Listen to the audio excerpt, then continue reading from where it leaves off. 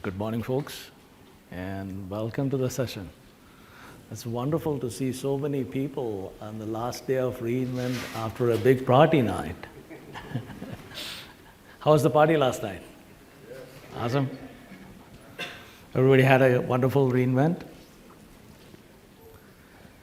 So today we are, in this session, we are going to talk a little bit about some of the new things that we did in RDS for MySQL and some of the best practices that will help you get the best out of RDS for MySQL.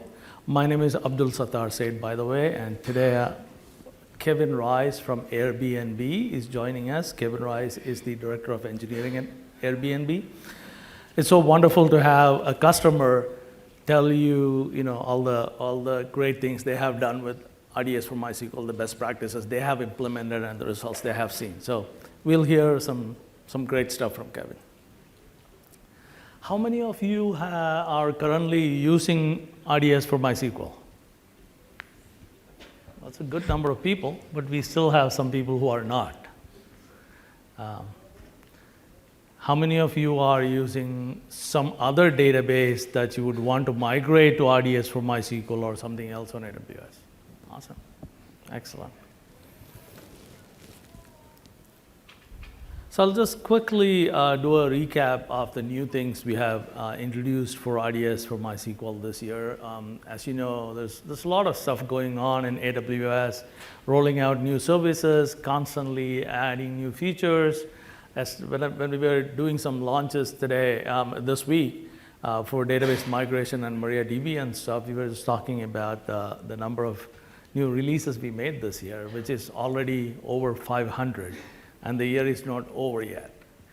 So there's a lot of stuff that happens, and MySQL is one of our more advanced services because a lot of customers on it have been around for a while. So these are some of the new features that we have added to MySQL this year in 2015. One is encryption at rest, using your own encryption keys. So you can create your keys, you own the keys, you change the keys, and you can encrypt the data using those encryption keys. I'll explain that in a little bit more detail because this is a very important feature, especially for critical data that you have in your database. We increased the maximum database size from 3 terabytes to 6 terabytes. If you guys remember, it used to be 1 terabyte a long time ago. And this used to be one of the most frequent requests that we had from the customers, increasing the database size. Now the max database size is 6 terabytes. We completely revamped the reserved instance model and the pricing structure. Now it's much more simpler and much more easier to understand and use, and gives you about like 43% of discount for a 1-year RI and 63% discount on a 3-year RI over on demand, which are substantial savings. Now MySQL for RDS for MySQL is HIPAA, BA, and FedRAMP compliant. So you can build all those applications that requires those kind of compliance. And keep in mind, doing that actually requires using encryption at rest. And I must have heard Andy announce on the first keynote a new service, the database migration service, which has been something a lot of our customers are asking for a very long time. Every reInvent, we were doing some presentations about what is the best way to migrate data using a lot of different tools and scripts and many moving parts. So this is going to make database migration simple, easy, and inexpensive.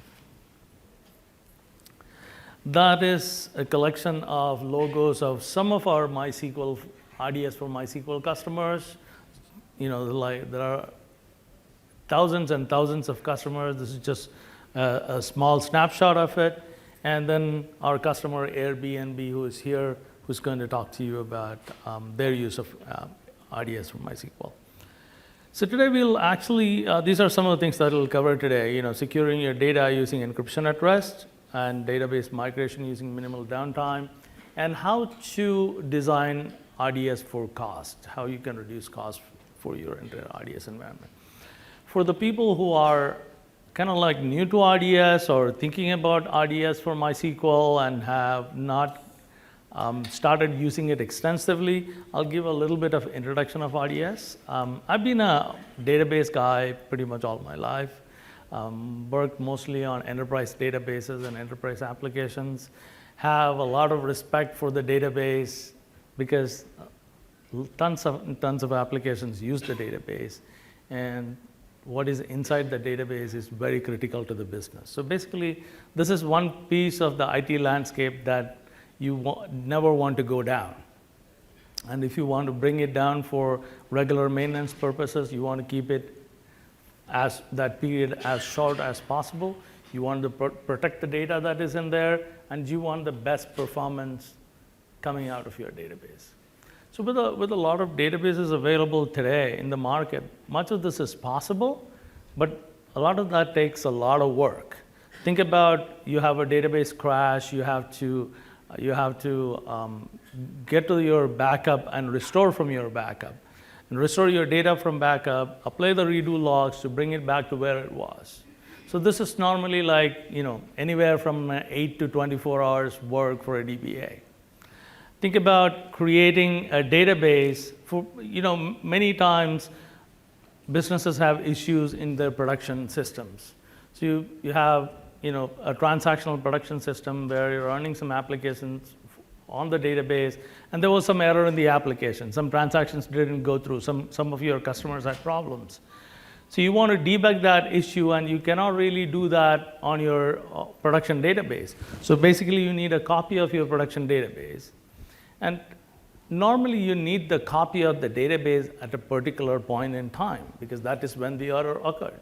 So if you try to recreate the error on the data as of today, as of now, that error might not reoccur again because the data has changed, the database has changed. So you want to go back to like 10:32 p.m. last night. Again, a substantial amount of work for a DBA to create a copy of the database to that particular point.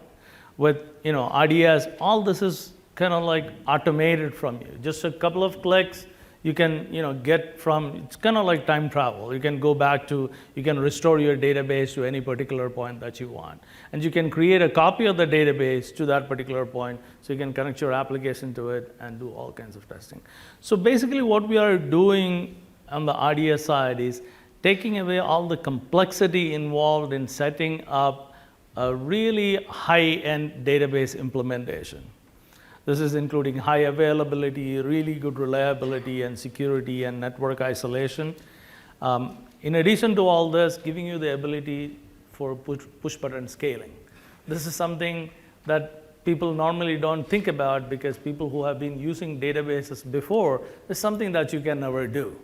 So you are running on a machine with 8-core CPU or 2 8-core CPU. Now, if you want to go from that machine to a 16-core, 2 CPU machines, that's a lot of work. You have to go tell a lot of people, get their permissions, get the budget, place the order, get it hooked up. So because all the work that is involved, this is not something that you think about going up and down as you need. But most of the businesses are not static. Your workloads are, keep going up and down, irrespective of what business you are in.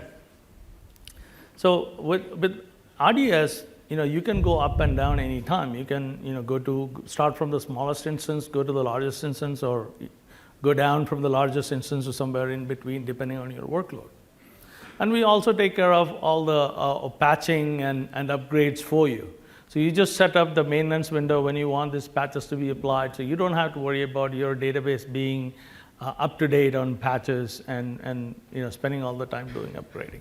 So basically, we take care of all the complexity and all the things that just are routine that can be done over and over again for many different databases automatically for you, so you can focus on things that are more important for your business.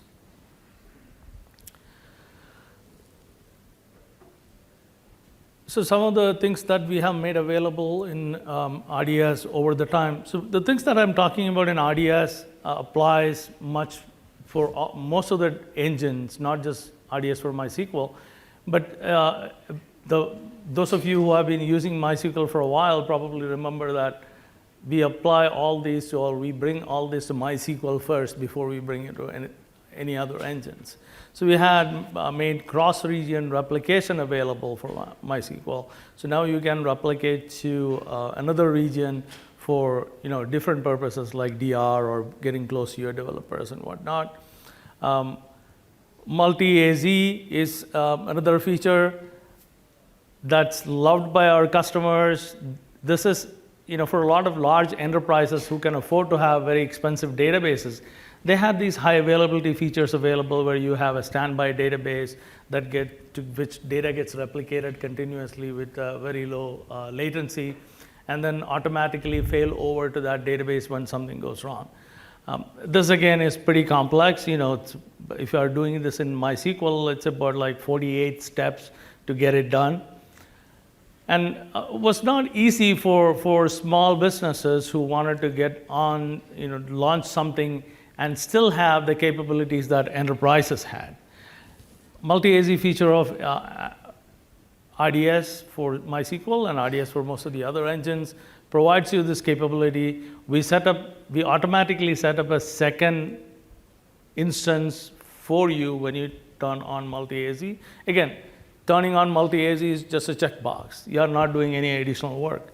We set up another instance. We keep replicating to that instance continuously with very, very low lag. You don't lose any data in case your instance goes down. And in case your instance goes down, we automatically fail you over to the other instance, to the standby instance. Not just we fail you over to the other standby instance, we give it the same endpoint so that nothing has to change in your application side, as well as now we set up a new standby. So in case the new primary fails, you still have another standby to fail over to. This failover was something when we initially started with multi-AZ for MySQL. This is something that used to take a few minutes. If I remember right, it used to take like 3 minutes to fail over. Over the time, we have brought down the time takes to fail over. Now it is mostly under a minute. It kind of like depends on your database load and what you do on that database, but it's pretty much under a minute to fail over from your primary to your secondary. That's some of the customers who are using multi-AZ today, and you can see in that graph, that graph is actually for about a year old. Right now, it's pretty much 50%. So a lot of our customers started really understanding multi-AZ, the value it brings, and started really using it. So more than half of our MySQL for RDS for MySQL customers use multi-AZ feature today. Cross-region read replicas is another feature that, again, we added over time. Just like you can have read replicas in your own region where you are located, now you can have read replicas in a different region. This helps you with multiple things. One is disaster recovery. We haven't had any region-wide outage for, I don't know how long, for a very long time. But still, since your database is so critical, you want to be ready for any kind of situation. Having a copy of your database in a different region protects your data if something happens to an entire region. This could be geographical events like a major earthquake or flood or power grid outage or whatever else. Since most businesses today, like what Airbnb is doing, the customers are worldwide. You might be operating in one region, in one country, but your customers are all across the globe. So if there is an issue, a geographic event in one place, a region goes down for whatever reason, you don't want that to affect your customers for the rest of the world. So this is a good way to be prepared for any kind of disasters by setting up a DR instance in a different region. You set up a read replica, you keep replicating to that read replica, and if something goes wrong, you can make that read replica your primary, you can promote it to be your primary database, and you're back in business. Now, keep in mind this, just doing this for the database is not good enough in that kind of a situation. You need to have the right applications set up to wake up and go on in that region as well. Most customers do it as just AMIs that are updated regularly, just sitting there. So if something goes wrong, you have a CloudFormation script that kicks in that promotes the read replica over there to primary, brings up instances with applications from the AMIs, hooks everything up. In a few minutes, you're back in business. We had cross-region snapshot copy for a while. This again is something that a lot of customers were asking us for a very long time. So this is not a new feature. It has been available for a while. That's, if you are not making use of it, another feature to look into, talking from a best practices perspective. There are a few different uses that sorry about that. It probably woke up some people who are. One of the major uses for the cross-region snapshot copy is to provide your developers who are in other regions, which a lot of companies have developers all across the world. You have teams in India and Vietnam and China and whatnot. Provide them local access to the most recent data. So many of our customers actually take these snapshot copies on a nightly basis that gets over to a different region and have scripts that actually bring up a new database from that snapshot copy, shut down the old database. So the developers actually now have the most recent design or most recent schema for the database, as well as most recent data to work on for doing development. Some customers also use this to bring the data closer to their customers in other parts of the world. So to reduce latency. I was just talking to Kevin today about the latency across different regions. Kevin was telling me just having in one region is perfect. There's very low latency, but it probably depends from workload to workload, depending on the design of your application and what exactly you're doing.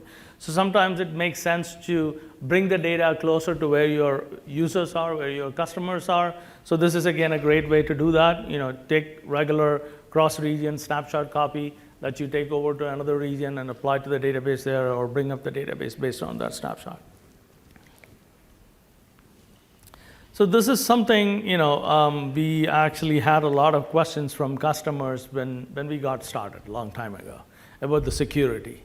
Now, if you think about the kind of security we have available in AWS, it actually is applicable in many different layers, in many different levels, starting from the security at the data center level to the security available at the instance level, at the network level, and at the database level.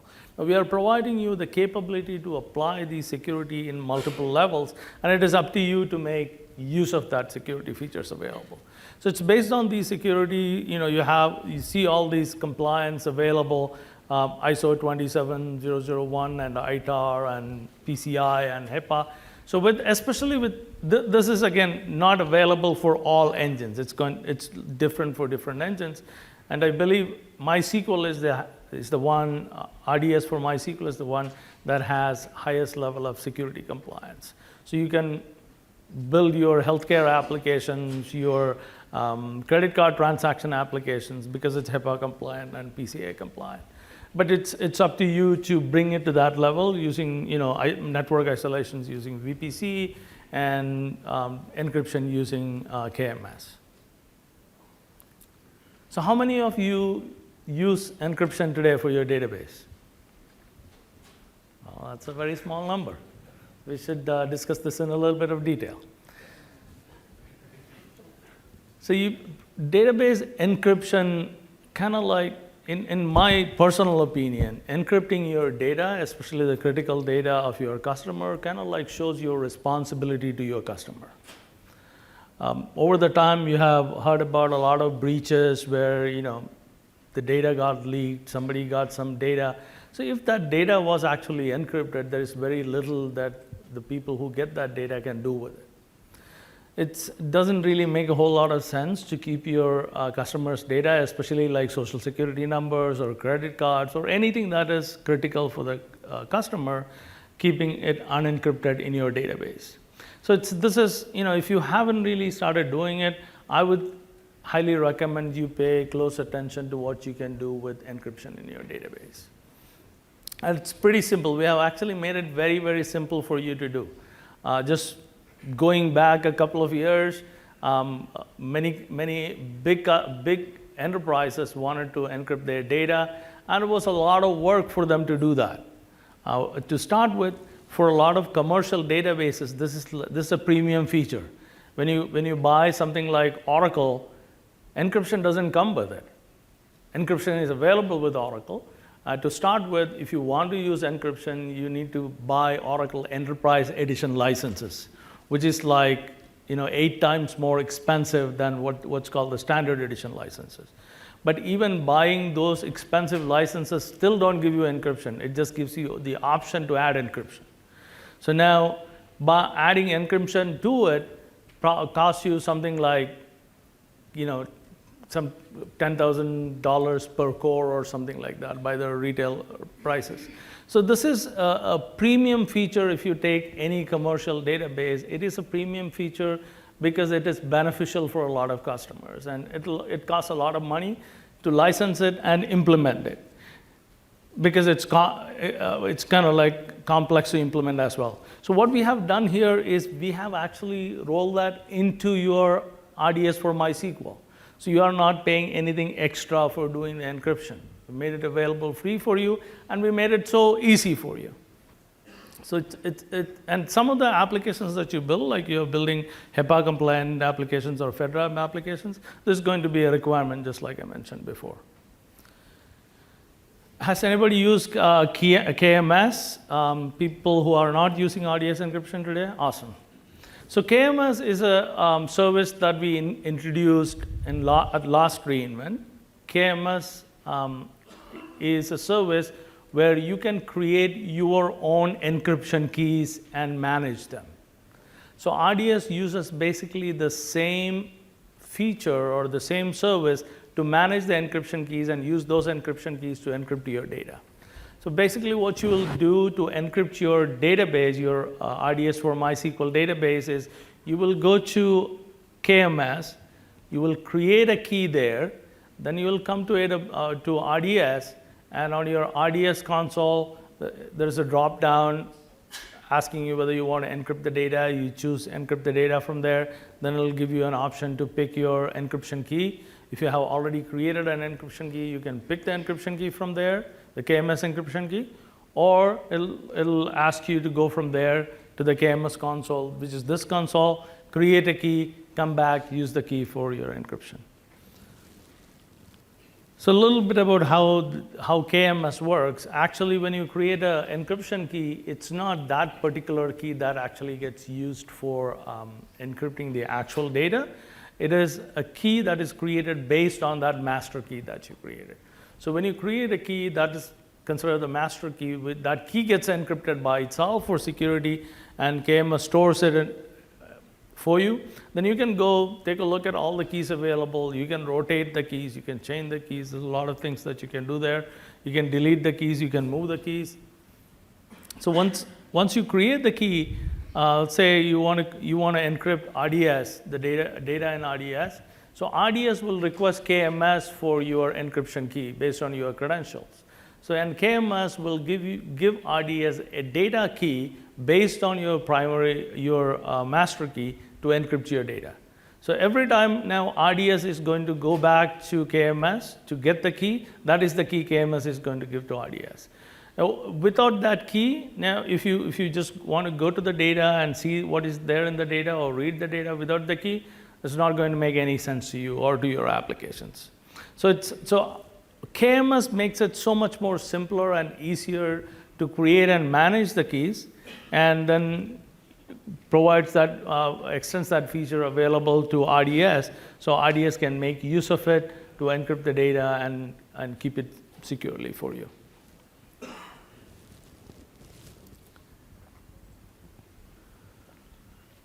So how many of you are planning to use encryption for RDS now? Wow, that looks better. There are use cases where you probably don't want to do any encryption because the data that you have is not really any valuable data. So you have transaction data about things that don't really matter. So it's definitely a valid use case not to encrypt your data. But there are, in any business, there are very valid databases or tables where you would want to keep your data encrypted. So probably a good idea to go back, take a look at what you're doing, take a look at your database schemas, and see what you should encrypt and how should you get started.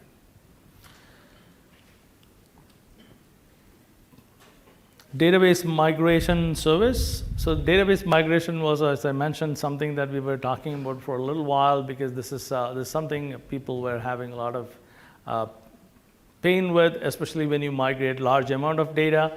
When we got started initially, most of the customers who actually started using RDS for MySQL, this is a long time ago, where customers were building new applications. So there was very little data that was coming in that had to be migrated. But as the customer base grew for RDS, and the size of the possible size of the database grew from 1 terabyte to 3 terabyte to 6 terabyte. Now we have a lot of customers who are bringing in the existing databases, which are pretty large, which are terabyte, 2 terabyte, 3 terabytes. So bringing this data over to AWS, especially into RDS, is an elaborate process and takes a lot of time, and many times involves downtime for your existing database. So this is something that a lot of customers had to work around for a while. So we had some sessions before to provide some advice and scripts and tools to kind of like get around doing that. So now on Wednesday, we announced this new database migration service, which is a fully managed service that allows you to migrate your existing database to AWS without any downtime for the database that you're already using. So many customers who are migrating to RDS for MySQL or other RDS engines are coming from outside. They already have a MySQL instance running where they have a whole bunch of data they might want to migrate to AWS. Or they're running this on EC2. So customers who probably had like 4 terabyte database, because RDS was providing only up to 3 terabytes, they were running it on EC2. Now because RDS has 6 terabyte limit, they want to migrate to RDS. And then there are a lot of customers who see all these nice features of RDS, like multi-AZ, which gives them default high availability and the ability to create read replicas for horizontal scaling, and all the other reliability features and security features like encryption. So this, customers see this and want to migrate to RDS from other commercial engines, like customers who are running on SQL Server to MySQL, or Oracle to Aurora, or that kind of like cross database or cross platform migration. This service is not just going to provide you migration from the same database engine to the same database engine, like MySQL to MySQL. It's also going to help you migrate cross database, going from like MySQL to, SQL Server to MySQL, or Oracle to Postgres, or Oracle to Aurora. So I have captured a whole bunch of screens for you because I don't think anybody has seen these things before, to kind of like show you how easy and simple it is. So if you can imagine, and two years ago, I did a presentation here on migrating MySQL database and Oracle database to AWS. So that was a 1-hour presentation with a huge white paper to follow, just to give the process on how to do this. Now look at this, how simple it makes. Basically, you just go there, you pick up, you just set up your migration task. Probably takes 5 to 10 minutes to set up the migration task. You pick up the replication instance. This is where your migration task will be running. So you have your source database anywhere on, let's say, EC2 or on-prem, and you have the target database, your MySQL RDS database in RDS. And then you set up this instance in between. That is where your replication process is going to run, which will pull the data from your source and bring it to the target. So basically, you pick the instance type for your replication instance, and then set up your connection to the source and the target databases. So now you connected the replication instance on both sides to the source and target. And once that is done, you test the connection on both sides to make sure the connection actually works from the replication instance to the source and the target. Once that is set up, you are ready to go. then it'll actually go and analyze the source and find out what kind of objects it has, how many tables, how many rows, what is the size of the database, and then you're ready to create the task. Just click on Create Task. You are all set to go, and it'll list out all the tables and the number of rows and everything available there. And then once the task is created, normally you would want to probably test the task against some dev database to see how seamlessly it migrates. And once it is done, you can move the task to production and get it to go. Then comes the schema conversion tool. This is what I told you about, heterogeneous migration, or migrating from one kind of database to a different kind of database. This applies to a lot of customers who want to migrate from SQL Server to MySQL for RDS, or Oracle to MySQL for RDS, whatever kind of instance that you have to RDS. This actually also would work for migrating from MySQL to Aurora, if any of you want to go in that direction. So this schema migration tool, or the schema conversion tool, is really cool. It does a whole bunch of things. One, it analyzes the schema of the source database and creates similar schema in the target database. Keep in mind that these two things could be very different, because different databases have different schema designs. So not only it helps you migrate the schema design, it actually helps you migrate the database code as well, like stored procedures and functions and whatnot. So it'll automatically convert as much as it can, which happens to be mostly like 80% when you are doing a migration from a database to a very unlike database. Like if you're migrating from Oracle to MySQL, that's a pretty big difference. If you are migrating from SQL Server to MySQL, it's not that big a difference. So depending on which database you are migrating from and which database you are migrating to, it takes care of translating most of the code, and whatever it couldn't translate, it'll highlight that so you can go and manually change it, bringing down your migration timeline probably by like 80%. Let's take a look at architecting for cost. For how many of you cost of your RDS MySQL instance is important? Not a lot of people. So we have already made most of our services very, very inexpensive. For a lot of people who are getting started off, this is the best way to run their databases. It's very inexpensive already, but there are a lot of other things that you can do to make the cost come down even further. So one of them is using GP2 storage. We still have a bunch of customers using the old magnetic storage. I would highly recommend you migrate to GP2 or PIOps for performance reasons. A lot of times, actually, GP2 is not a whole lot more expensive than magnetic storage. I have even seen some configurations where it could even be cheaper. But the kind of like performance gain that you get is just tremendous. So GP2 is a SSD-based storage, for those of you who do not know. It's very similar to the other storage we have, which is PIOps, where you get a fixed number of guaranteed IOPS. GP2 is a little different in the way it works, but it is still SSD, so you get all the performance gains of SSD.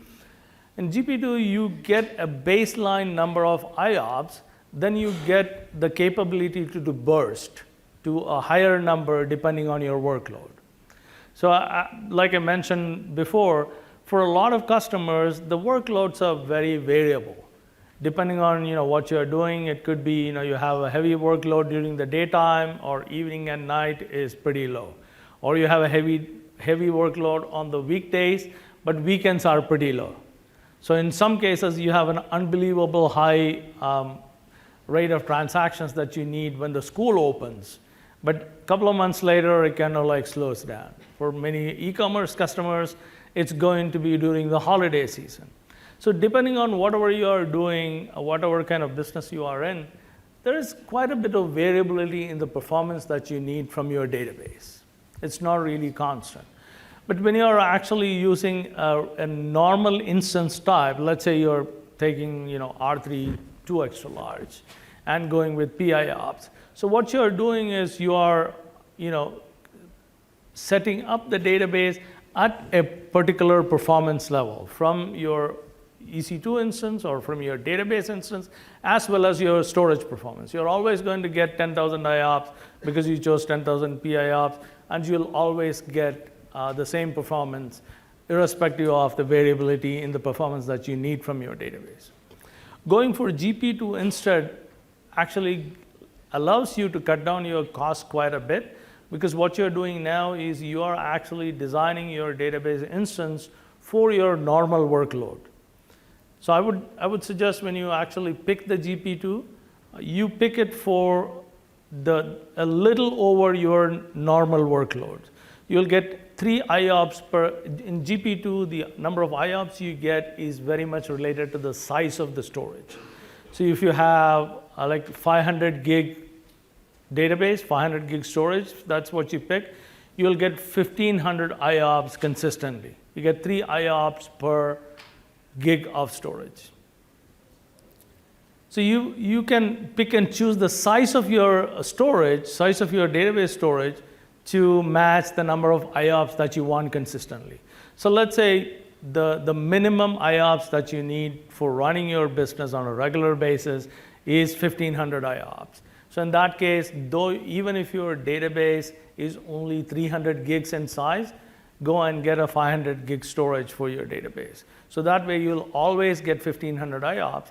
And at times when your database actually need to provide 3,000 IOPS, now this will actually burst up to give you 3,000 IOPS. So that bursting up to provide you 3,000 IOPS is based on something that we call as IO credits. So IO credit is what you accumulate for the IOs that you haven't used. So when you go with 500 gigs into 3, you get 1,500 IOPS consistently. But let's say during most of the day you were not using 1,500 IOPS, you were using only 1,000 IOPS, right? So you are saving that 500 IOPS every hour. And those 500 IOPS get accumulated as your credit.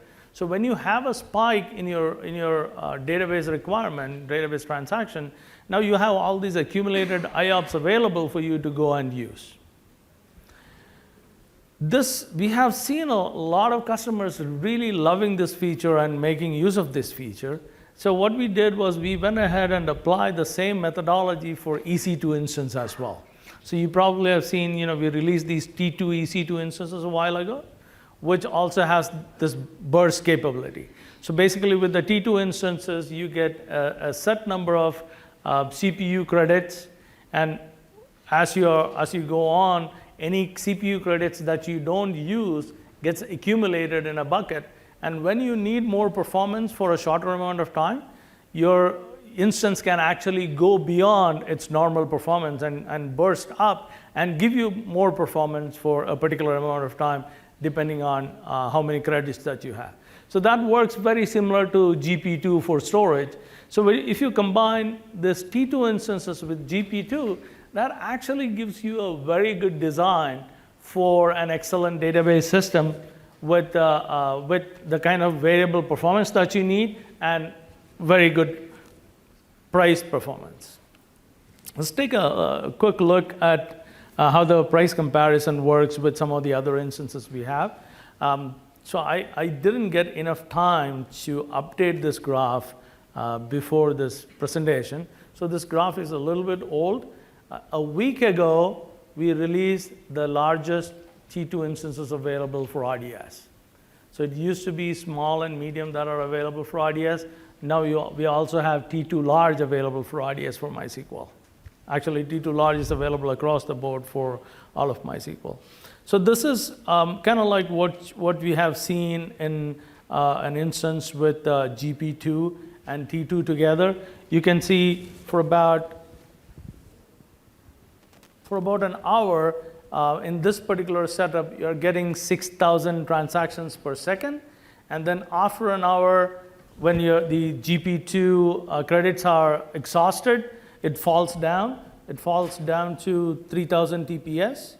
And then you can see about like 10 hours later, the T2 credits are exhausted, and it falls down to just about 1000 TPS. So if your 1000 TPS is the minimum that you are going to need, now this system is going to work very well for you. So if what you need is 3000 TPS consistently, then you need to pick the right kind of GP2 or GP2 volume size, so you get enough IOPS, as well as the T2 instance type, so you can get at least a minimum that much, and when you need, it can go up and down. So this, you can actually see this in the CloudWatch dashboard. You can see how your credits are being exhausted. So if you do some test runs, it's not very hard to figure out exactly where you need to do what. We run some tests with different configurations and different instances with GP2 and T2, as well as the normal instances that most of the customers use. So you can see there that's M3 large, M3 medium, and M1 medium. The bottom one, which is M1 medium, is actually with magnetic storage, with the standard storage, all 200 gig databases. With the other two are PIOPS volumes. So this is M3 medium with PIOPS and M3 large with PIOPS. And you can see how the price is. For the M1 medium is the old instance, which is not available anymore for new customers, but we still have a few customers who are using it. You can see the M1 medium for just over 1,000 transactions per second, the cost is about 57.5, 58 cents per hour. When you go to M3 medium with PIOPS, now we are moving from magnetic storage to PIOPS, which gives you a lot more performance. The performance goes from like a little over 1,000 to about 2,500, 23 to 2,500, and the cost goes down. It's now about 40 cents an hour. And you go to M3 large, it's not performance goes up to 3,000, but the cost goes up only just a little bit. It goes to 50 cents. Now let's add T2 to the mix. So what you're doing is you're using T2 with 200 gigabytes of GP2.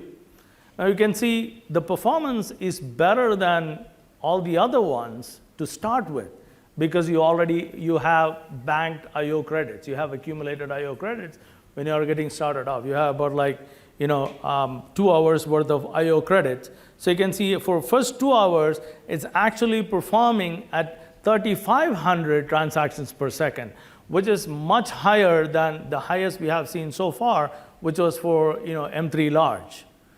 But after 2 hours, it drops off to under 1,000 transactions per second. But look at the price difference. The M3 large costs you 50 cents an hour, whereas this one costs you 10 cents an hour. Now we went from T2 medium with 200 gigs to T2 medium with 1 terabyte and see what happens. So when you go with 1 terabyte instance GP2 volume size, you take 1 terabyte multiplied by 3, what do you get? 3,000 IOPS. So you get consistently 3,000 IOPS. So if you go with a smaller size, your burst is going to be up to 3,000 IOPS. So if you go with 1 terabyte instance for GP2, you are going to consistently get 3,000 IOPS and see how it performs. So now, compared to the M3 large, which was giving you 3,000 transactions per second, now this configuration gives you 6,000 transactions per second to start with.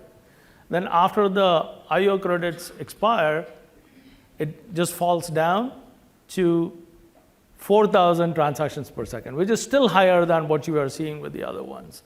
And look at the overall cost. The cost is 23 cents an hour, which is less than half of M3 medium.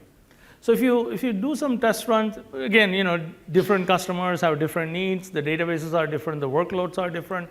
But in most cases, unless you want to use large instances for whatever reasons that you're doing, for most cases when you are already using small instances or many small instances, this is a great thing to consider. Going a combination of T2 and GP2, and I highly recommend you switching to GP2 if you are not already using it. If you are using Magnetic. Now to tell us more about what all Airbnb does from the perspective of getting the best out of RDS for MySQL, Kevin Rice.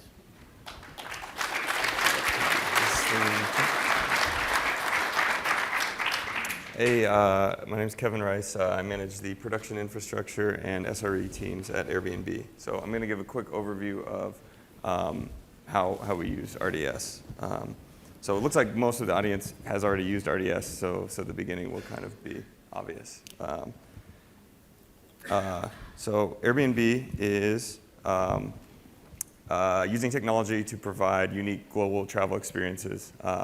So we're all in one AWS region right now, but we have listings in all but 3 countries in the world.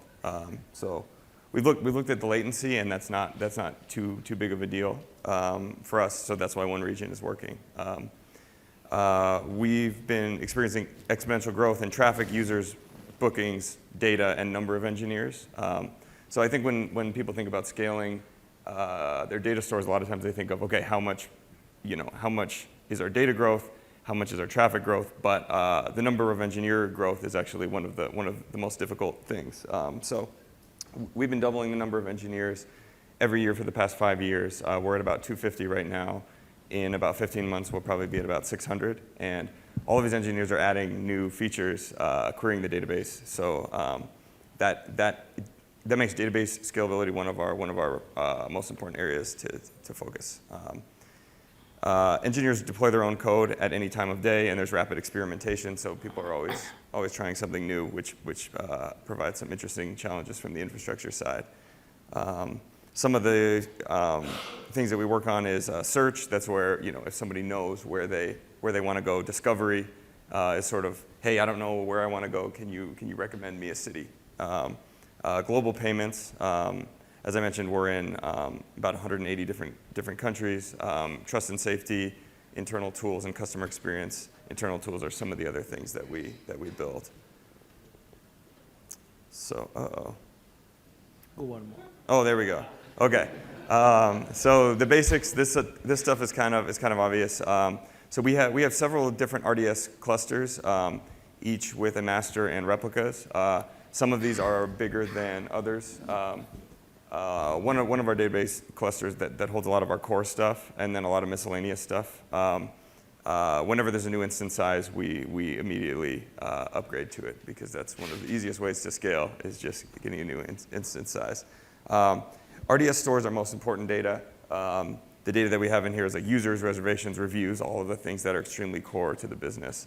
And we use multi-AZ failover on anything that's user-facing. So the 90-second automatic failover is absolutely amazing. If we had to build that in-house, that would take a long time. It would take a long time to get it right, a lot of engineering effort. So we're really happy that RDS has that feature.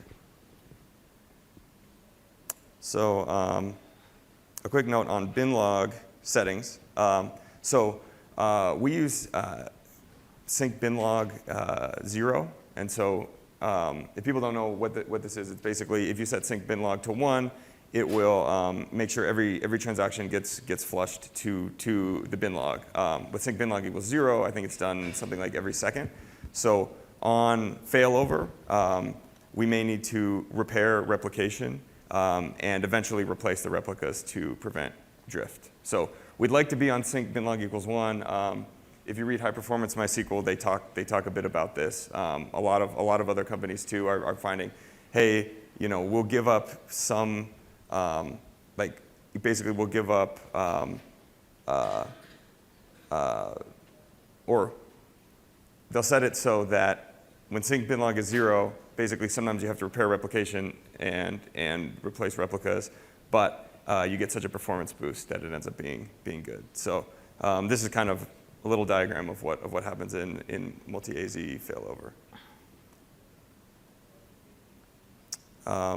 One thing that's really easy to do on RDS is take snapshots and use point-in-time recovery. So we store a bunch of our data in a Hadoop cluster that basically feeds the data for all of the company data scientists, products like that. So every day we take an automatic snapshot and we spin up a new replica using point-in-time recovery to get right exactly to the end of the day. And this snapshot provides basically, hey, what do things look like at the end of the day UTC? And this feeds into all of our data in terms of, hey, if you want to read how many bookings we had today in this country, how many user signups. So doing this not on RDS would be pretty difficult. Like basically these are just button clicks, and you can set up these things all automatically. So this is a huge win for us.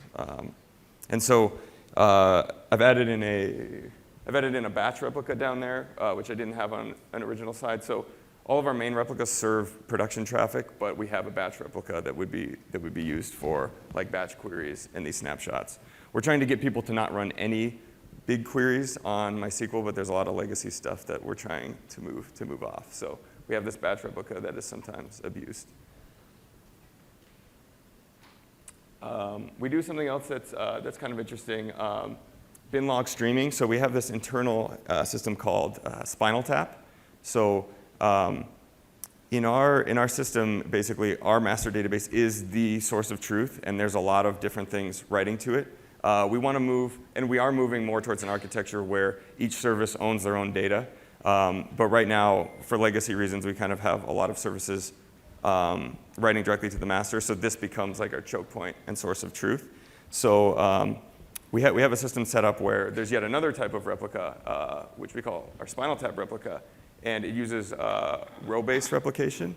And so basically the way that we use this is anytime any row is updated, our application server can read the bin log of the Spinal Tap replica and say, hey, row number 17,000 on this table changed. And so the original use case of this is sort of a cache invalidation use case for rebuilding search indexes.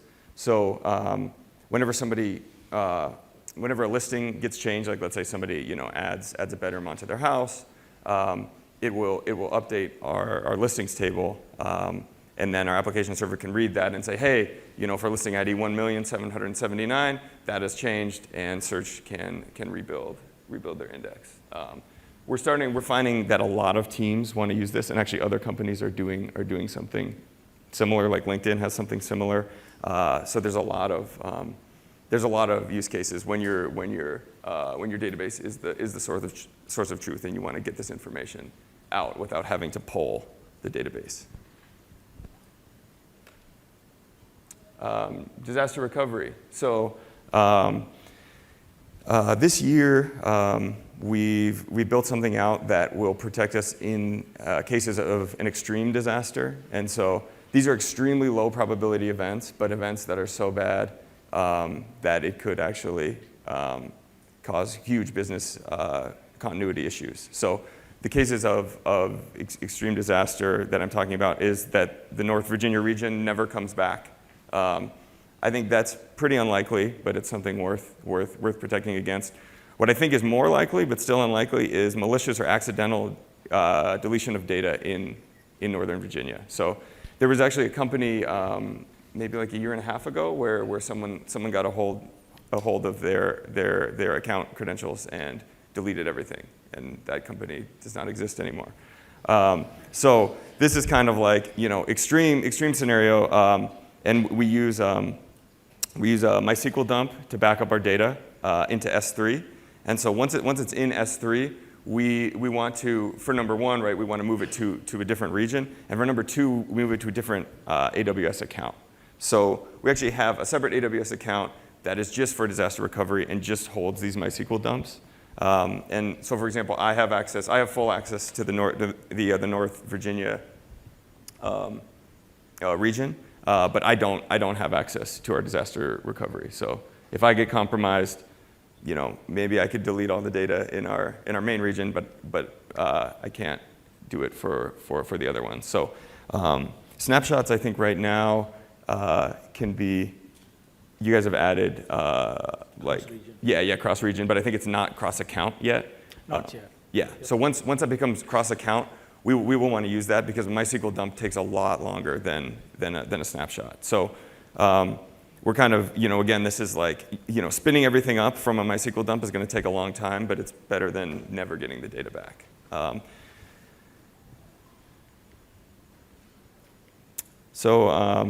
A summary overall is that RDS is one of the key components in Airbnb's infrastructure. Our database stores our most critical data. It's the most important for us. And RDS allows our infrastructure team to be really lean.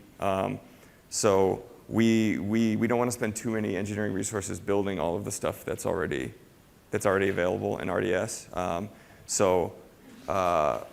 when I came to Airbnb, we basically had only 8 engineers or so working on infrastructure, and if we had to build this all out, all those 8 engineers would have to be building this, and there would be nothing else that we can do. The team's grown to about 20 now.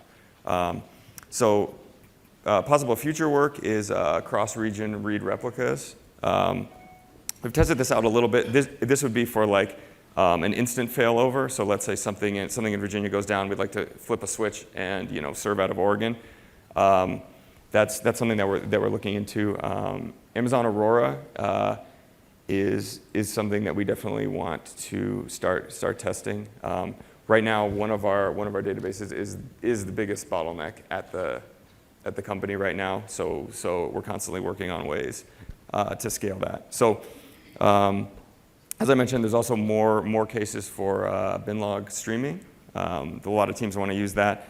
More partitioning. We try to do vertical partitioning, and we're trying to basically not shard until it's absolutely necessary, because sharding can kind of limit your future choices. So we tend to use vertical partitioning, and so horizontal sharding could be something that we eventually do, but we're trying to avoid that for as long as possible. All right, thanks everybody.